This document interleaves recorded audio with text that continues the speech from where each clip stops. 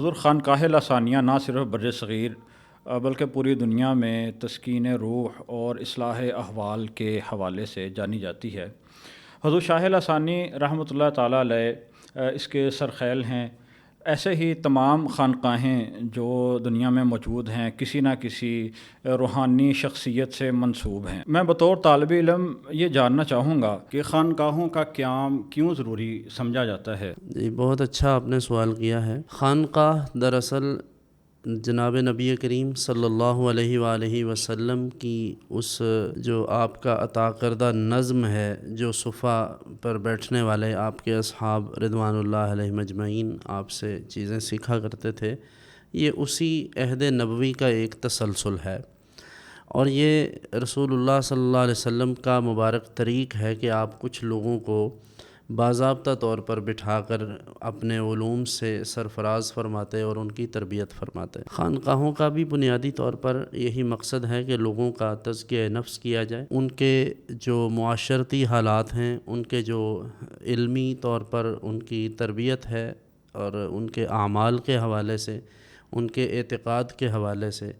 تو یہ ملٹیپل اس کے مقاصد ہیں، اور اس میں سب سے پہلا مقصد انسانیت کی خدمت ہے۔ رسول کریم صلی اللہ علیہ وآلہ وسلم نے بھی عام روٹین میں بھی اس بات کو پسند فرمایا کہ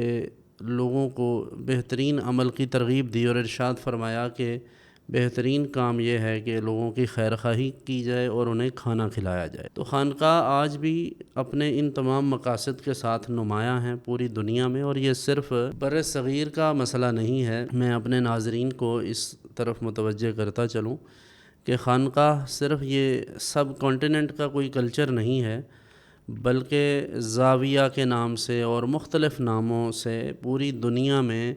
سلسلہ ہائے تصوف جو ہیں وہ کام کر رہے ہیں، اور یہ رسول اللہ صلی اللہ علیہ وسلم کے عہد مبارک سے لے کر پھر خلفائے راشدین مہدیین کے ادوار ہیں، تابعین اتباع تابعین کے ادوار ہیں، ائمہ مجتہدین کے ادوار ہیں، تو ان تمام ادوار میں یہ سلسلہ ہائے طریقت اپنا کام کرتے رہے، اور خانقاہ ایک انسٹیٹیوٹ کا وہ حیثیت اور اس کا درجہ ہے کہ اس میں لوگ علم بھی حاصل کرتے ہیں اور اس میں تربیت بھی پاتے ہیں، اور اپنے دنیاوی مسائل کا بھی حل وہاں سے کرواتے ہیں۔